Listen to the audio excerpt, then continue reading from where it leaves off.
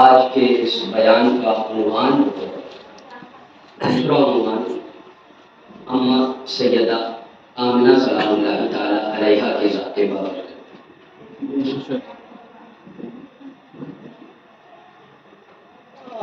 یہ جو قرآن ہمارے سامنے ہے، اللہ تعالیٰ نے یوں ہی اس کا نزول نہیں فرما دیا کہ بس اس کی آیات سے ثواب برائے ثواب ہم پڑھتے جائیں اور بلکہ ایک موقع پر میرے آقا علیہ السلام نے ارشاد فرمایا کہ قرآن میں 5 وجوہات ہیں، یعنی 5 وجوہات سے قرآن کا نزول۔ پہلا فرمایا کہ اس میں حلال کی باتیں ہیں، یعنی جس چیز کو قرآن کہے حلال ہے وہی چیز حلال ہے۔ پھر فرمایا اس میں حرام کا تذکرہ ہے، یعنی جس چیز کو قرآن حرام کہہ دے پھر اب اسے کوئی حلال نہیں کہہ سکتا۔ آگے ارشاد فرمایا اس میں آیتیں محکمات ہیں، اللہ نے کچھ حکم صادر فرمایا ہے، یہ کرو وہ نہ کرو، نمازیں پڑھو، روزے رکھو، شراب نہ پیو، جوا نہ کھیلو، وغیرہ وغیرہ۔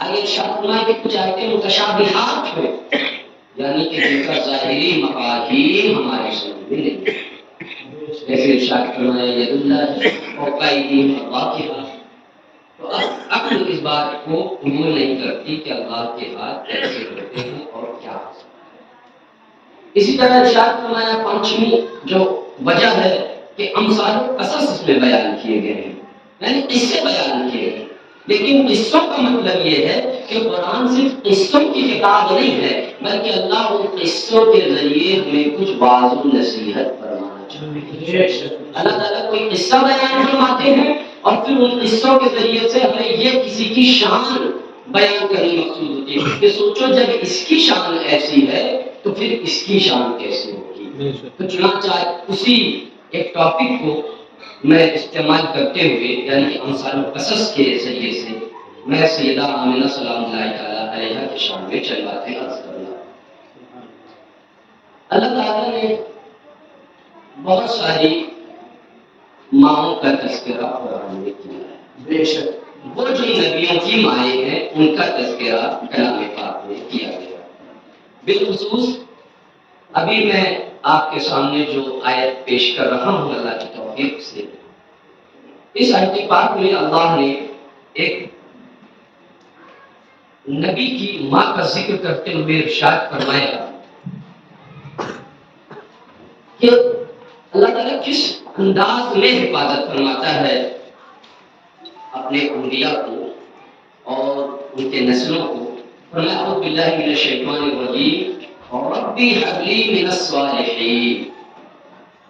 جب ایک جوڑے نے دعا کیا کہ اے اللہ ہمیں ایک نیک بیٹا نیک اولاد عطا فرما، فبشرناہ بغلام حلیم، تو ہم نے اس کو خوشخبری سنائی اور اسے ایک حلیم عقل مند لڑکا عطا فرمایا۔ اس آیت کریمہ میں اللہ تبارک و تعالیٰ نے اس بات کا ذکر فرمایا کہ جب حضرت ابراہیم علیہ السلام نے دعا کی تھی اور حضرت سارہ سلام اللہ تعالیٰ علیہا کے بدن مبارک سے حضرت اسحاق علیہ السلام پیدا ہوئے تھے، اس بات کا ذکر رب تعالیٰ نے ارشاد فرمایا اور اس کو اپنی آیات کا تسلسل بنایا اور اس واقعہ کا ذکر فرمایا کہ جب بھی حضرت اسحاق کا تذکرہ کیا جائے گا چنانچہ حضرت ان کی والدہ حضرت سارہ کا اسی تسلسل میں ان کا ذکر خیر یقیناً کیا جائے گا۔ اسی بات کو آگے بڑھاتے ہوئے رب تعالیٰ ارشاد فرماتا ہے کہ اس واقعہ کا کی کو تفصیل سے رب تعالیٰ ارشاد فرماتا ہے کہ وَلَقَدْ جَاءَتْ رُسُلُنَا إِبْرَاهِيمَ بِالْبُشْرَىٰ قَالُوا سَلَامًا، اور بے شک ہمارے فرشتے ابراہیم کے پاس جب مژدہ لے کر کے آئے تو بولے سلام، یعنی جب نبی کی پیدائش کا مژدہ لے کر کے آیا جائے گا تو فرشتے سلام عرض کریں گے۔ اس لیے سلام عرض کریں گے کیونکہ یہ پیٹ میں پلنے والا جو اولاد ہے یہ کوئی اور نہیں بلکہ اللہ کا نبی ہے۔ یہ تو قرآن کی روشنی میں حضرت اسحاق علیہ السلام کی پیدائش کا واقعہ ہے. لیکن جناب گرامی، میں آپ کو بتاتا ہوا چلوں کہ جس وقت سیدہ آمنہ کے بطن مبارک میں جناب محمد رسول اللہ صلی اللہ علیہ وآلہ وسلم کی تشریف آوری ہوئی تو وہ فرماتی ہیں کہ مجھے اتنا ہلکا پن محسوس ہوتا تھا کہ ایک وقت تک مجھے پتہ ہی نہ چلا کہ میں حاملہ ہوں. چنانچہ ایک وقت کے بعد مجھے کہنے والے نے کہا، میرے کان میں آواز آئی کہ اے بی بی، تیرے پیٹ میں جو اولاد پل رہی ہے انتہی وہ تاجدار کائنات. فرمایا میں نے نورانی شکل والی عورتوں کو دیکھا اور سوال کیا کہ تم کون ہو؟ تو ان میں سے ایک عورت نے جواب دیا کہ میں آسیہ ہوں، میں فرعون کی بیوی ہوں. ایک نے جواب دیا کہ میں حوا ہوں. ایک نے جواب دیا کہ میں ہاجرہ ہوں، ابراہیم کی بیوی. اور ایک نے جواب دیا کہ میں مریم کی ماں، مریم کی شکل ماں. ان ساری عورتوں نے، مقدس خواتین نے فرض دایا انجام دیا. اور اس کے بعد جب رسالت محمد صلی اللہ علیہ وسلم کی تشریف آوری ہوئی تو فرماتی ہے کہ تمام خوب شکل والے، خوبصورت شکل والے بزرگ تشریف لاتے تھے. تو کوئی کہتا تھا میں ابراہیم ہوں، کوئی کہتا تھا میں اسماعیل ہوں، کوئی کہتا تھا میں اسحاق ہوں، کوئی کہتا تھا میں یعقوب ہوں. وہ تمام انبیاء نے سلام پیش کیا اور ان کو اللہ تعالیٰ آگے ارشاد فرماتا ہے قال سلام فما لبث ان جاء بعجل حنیذ. اور پھر ابراہیم علیہ السلام نے ان کی خدمت کے لیے بنا ہوا بچڑا پیش کیا اور انہوں نے فرمایا کہ ہم اس کو جب ہاتھ نہیں لگا رہے تھے وہ تو حضرت ابراہیم علیہ السلام پریشان ہو گئے. تو انہوں نے فرمایا کہ پریشان نہ ہو، قوم لوط پر عذاب نہ کرے. پھر آگے ارشاد فرماتے ہیں اللہ ان کی عورت کا ذکر کر رہا، ان کی زوجہ کا ذکر کر رہا. فرمایا وامرأتہ قائمۃ فضحکت فبشرناہ باسحاق، کہ ان کی زوجہ کھڑی ہوئی تھی، وہ اس خوشخبری کو سن کر مسکرا رہی تھی کہ بے اسحاق، اسے اسحاق کی پیدائش کی خوشخبری سنی. تو پتہ یہ چلا کہ جب اسحاق کی ماں ایسی ہے کہ اسے قرآن میں خوشخبریاں سنا رہا ہے تو میرے دوستوں، میرے عزیز بتاؤ محمد کی قرآن کا نزول اس لیے ہوا ہے کہ ہم اس کے ذریعے سے نصیحت حاصل کر سکیں. تو میں نے یہ چند آیات پیش کری اس ضمن میں، اور آیات بہت سی ہیں مگر میں نے جیسا کہ آپ کو پہلے ہی بتایا تھا، اور جو لوگ نئے آئے ہیں وہ شیڈول کو جان لیں کہ جب بھی یہ اس کا پروگرام ہوگا والدین کی شان میں تو تب ایک آیات، زیادہ وقت نہیں ہوتا کہ بہت ساری چیزیں بیان کی جائیں، الگ الگ آیات پیش کر کے اس پر مختصر سی روشنی ڈالیں گے اور مختصر سی بات ہوگی تاکہ بات آسانی سے سمجھ آ جائے. اب میں اپنے بیان کو آگے بڑھاتے ہوئے ایک بات عرض کر رہا ہوں.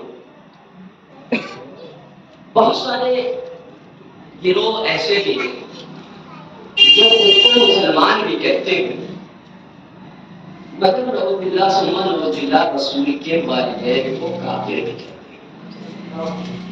یہ کتنی بڑی بدبختی ہے اور یہ مسلمانوں کے سے آئی ہے کہ اسی رسول کا کلمہ بھی پڑھ رہے ہیں اور اسی رسول کے والدین کو کافر بھی کہہ رہے ہیں.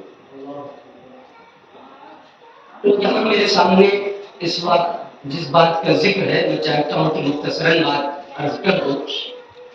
پچھلے دنوں آپ نے سنا ہے مولوی بڑا شور مچا رہا تھا اور بڑا کچھ کہہ رہا تھا کہ ان سے جا کے کہہ دو وہ سورہ توبہ کی آیت نمبر 113 پڑھ لیں. اب اس مولوی سے کوئی یہ کہہ دے کہ بچوں جس کالج میں تم کو ایڈمیشن ملنا بھی ناممکن ہے نا، تمہارے علم اور کردار کی بنیاد پر ہم وہاں سے پی ایچ ڈی کر چکے ہیں، اس لیے سامنے آنے کی بات نہ ہی کرو. کہتا ہے کہ ان سے جا کے کہہ دو سورہ توبہ پڑھیں. میں کہتا ہوں کہ جس کو سورہ توبہ زندگی میں کبھی کھولنا بھی نصیب نہ ہو وہ ہم کو سورہ توبہ پڑھنے کی بات کریں. تو آؤ میں تمہارے سامنے یہ کتاب پیش کر رہا ہوں، یہ حاکم کے المستدرک ہے. میں اس لیے اس کتاب کو کوئی سجانے کے لیے نہیں بیٹھا ہوں کہ میں نے کوئی یہاں ایگزیبیشن یا نمائش لگا رکھی ہے، بلکہ میں آپ کو دکھا رہا ہوں یہ کتاب ہے الحاکم، یہ المستدرک امام حاکم نیشاپوری کی کتاب، اور یہ ہیں حافظ حدیث کے اور حاکم ہے یہ فرماتے ہیں اپنی کتاب میں. اور اس کتاب کا میں آپ کو رتبہ بتا دوں, اس مولوی نے تو شاید اس کتاب کا نام بھی نہ سنا ہوگا. اس کتاب میں حضرت امام بخاری اور حضرت امام مسلم کی شرائط پر جو کتابیں جو حدیثیں صحیح اترتی ہیں مگر انہوں نے کسی وجہ سے نقل نہ کیا, اس کو اس بندے نے اپنی کتاب میں نقل کیا. اور یہ کہتا ہے سورہ آیت نمبر 113 میں کی تفسیر میں, کتاب کا نام میں نے آپ کو بتا دیا المستدرک حاکم کی کتاب تفسیر قرآن, باب سورہ توبہ کی تفسیر کے بیان میں حدیث نمبر 3292. یہ حدیث آپ سنیں اور کیا فرماتے ہیں ذرا سنیں سورہ توبہ کی آیت میں. میں اس کو بہت زیادہ تفصیل سے ذکر نہیں کروں کیونکہ مجھے وقت بھی بچانا ہے. ان عبداللہ ابن مسعود رضی اللہ تعالی عنہ, عبداللہ ابن مسعود سے مروی ہے, خرج رسول اللہ صلی اللہ علیہ وسلم ينظر في المقابر وخرجنا معه فأمرنا فجلسنا ثم تخطى القبور حتى انتهى إلى قبر منها فناجاه طويلا ثم ارتقى نحيب رسول الله صلى الله عليه وسلم باكيا فبكينا ببكائه ثم أقبل إلينا فتلقاه عمر بن الخطاب فقال يا رسول الله من ذا الذي يبكاك فقد أبكانا فأفزعنا فجاء فجلسنا إلينا فقال أفزعتم بكائي فقلنا نعم يا رسول الله فقال إن القبر الذي رأيتموني أناجي في قبر أمي آمنة بنت وهب وإني استعذنت ربي في زيارتها فأذن لي فيه فاستأذنته في الاستغفار لها فلم يأذن لي فيه فنزل علي هذا الآية ما كان لنبي والذين آمنوا أن يستغفروا للمشركين على ختم الآية وما كان استغفار إبراهيم لأبيه إلا عن مودة وعدها إياه فأخذني ما يأخذ عن ولد لوالده من الرقة فذلك الذي أبكاني صحيح على شرطهما ولم يخرجاه هكذا بحر السياقة إنما الخير مسلم حديث يزيد. آگے پورا ذکر یعنی اس کا ترجمہ بھی میں آپ کو بتا دوں. حضرت عبداللہ ابن مسعود سے مروی ہے, امام حاکم کہتے ہیں کہ رسول اللہ صلی اللہ علیہ وسلم نکلے, ہم بھی ان کے ساتھ نکلے. توجہ ادھر, رسول اللہ صلی اللہ علیہ وسلم فرماتے ہیں ہم بھی نکلے. حضرت ابن مسعود فرماتے ہیں کہ ہم بھی نکلے تو رسول اللہ صلی اللہ علیہ وسلم آگے جا کر ایک مزار پہ بیٹھ گئے اور رسول اللہ صلی اللہ علیہ وسلم رونے لگے. کیا کرنے لگے؟ گریہ کرنے لگے, بکا کرنے لگے, رونے لگے. ان کے رونے سے ہم بھی رونے لگے. حضرت عمر نے کہا یا رسول اللہ آپ کیوں رو رہے؟ آپ کے رونے سے ہمیں بھی رونا آ رہا ہے.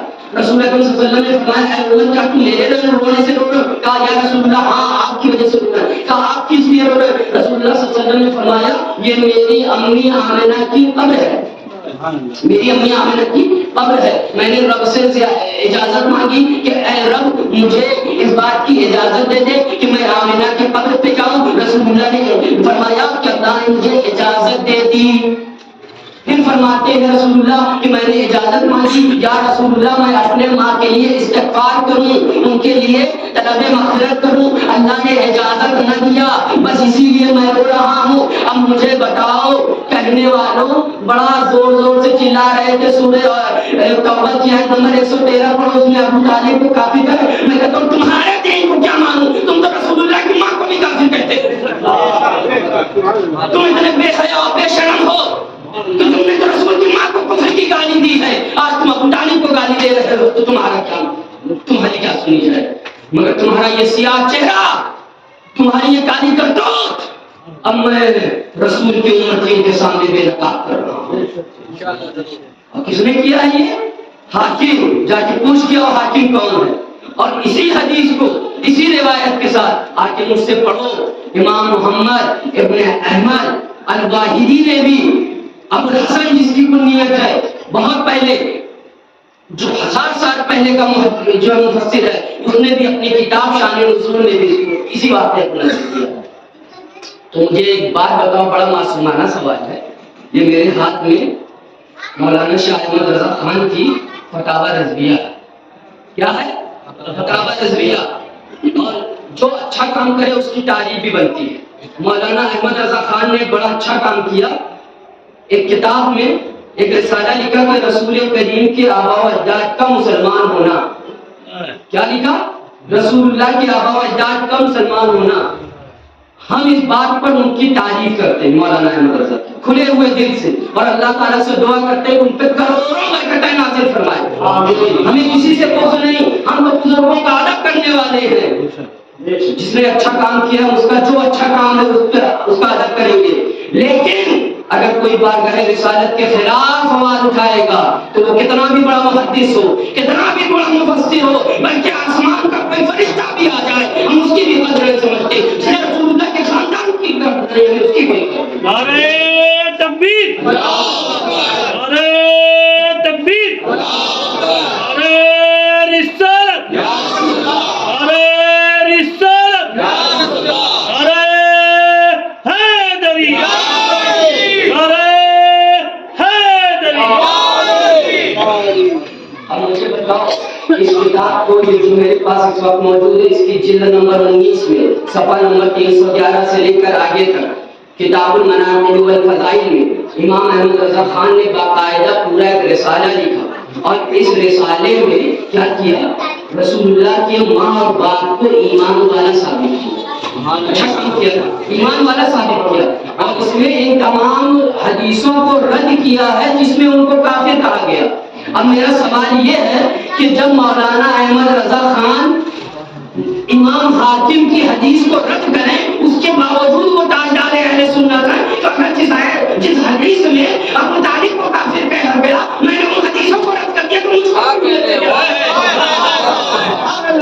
مسلک ثقلین، مسلک ثقلین، مسلک ثقلین، نعرہ حیدری، عرص ابوین کریمین، عرص ابوین کریمین، نعرہ تکبیر، نعرہ رسالت۔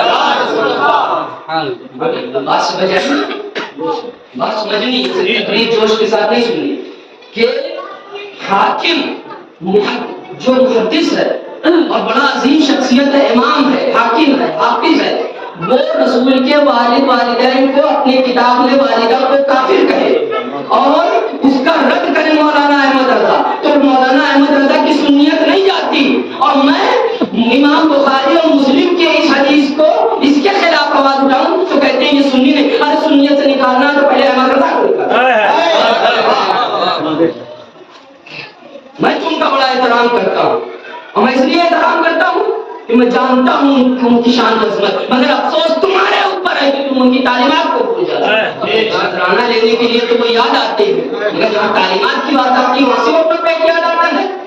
مولویوں شرم کرو، حیا کرو۔ ایک ان کا بڑا بھی آیا تھا، وہ کہتا ہے ان کے بعد ایران سے پیسہ آتا۔ مجھے اتنا افسوس ہوا یہ سن کر، میں نے یہ سوچا کہ جب یہ پبلک کے سامنے، مائک کے سامنے، مائک میں کیمرے کے سامنے اتنا جھوٹ بولتے ہیں، تین اللہ درسگاہوں میں کتنا جھوٹ بولتے ہیں، اسی لیے اس پبلک کو گمراہ کرتے جاتے ہیں۔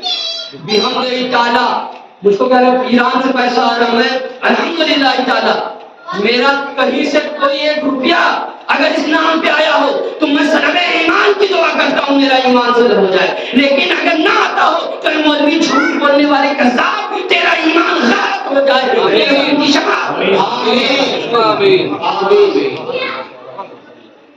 اتنا بڑا جھوٹا اور مکار شخص ہے، اپنے نام کے آگے پتہ نہیں کیا کیا ٹائٹل لگاتا ہے۔ حقیقت یہ ہے کہ نہ علم سے مطلب ہے، نہ عمل سے مطلب ہے، اور نہ دینداری سے کوئی مطلب ہے۔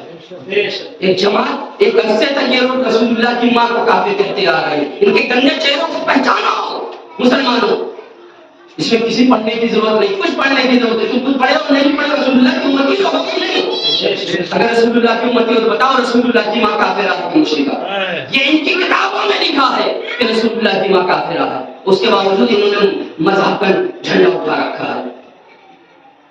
درود پاک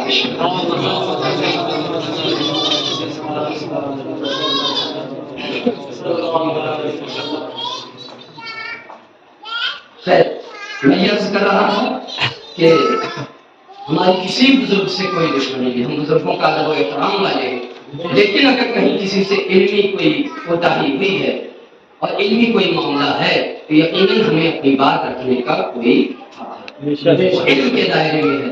ہم تو کسی بزرگ کے خلاف نہیں ہوتے، ہم نے تو کبھی دیوبندیت وہابیت بریلویت کی ہی نہیں، ہم تو مولانا اشرف علی تھانوی کا نام بھی ادب و احترام سے رحمۃ اللہ علیہ کہہ کے لیتے ہیں، ابن تیمیہ رحمۃ اللہ علیہ کا بھی نام لیتے ہیں، مولانا احمد رضا خان رحمۃ اللہ علیہ، وہ سب ہمارے بزرگ ہیں، لیکن جہاں جس سے ان کی کوئی خطا اور غلطی ہوئی ہے وہاں ہم اس کی پکڑ کریں گے، ایک بات۔ دوسری بات، یہ دعوت ایمان ہے، اس میں کوئی رکنے والا ہم کو پیدا نہیں، ہم آپ کا پیغام انہیں پہنچاتے رہیں گے۔ کہنے کا مقصد یہ ہے کہ رسول اکرم صلی اللہ تعالیٰ علیہ وسلم کی یہ والدہ جن کی میں نے آپ کو شان و عظمت سنائی، اور میں کیا ہی عرض کر سکتا ہوں اس ذات کے بارے میں کہ آج لوگ کہتے ہیں رسول اللہ کو پیٹھ پیچھے کی۔ خود سیدہ آمنہ فرماتی ہیں کہ جس وقت یہ محمد میری پیٹ میں تھے ایک ایسا نور نکلا کہ میں نے شام کے محلات کو مکہ میں بیٹھے ارے جس کی ماں اتنا دیکھتی ہوگی بتاؤ وہ نبی کے تو زندہ ہے واللہ، تو زندہ ہے واللہ، وہ میرے چشم عالم سے چھپے ہوئے مگر ان سے کوئی چیز چھپی نہیں، میرا نبی دل کے احوال جانتا ہے۔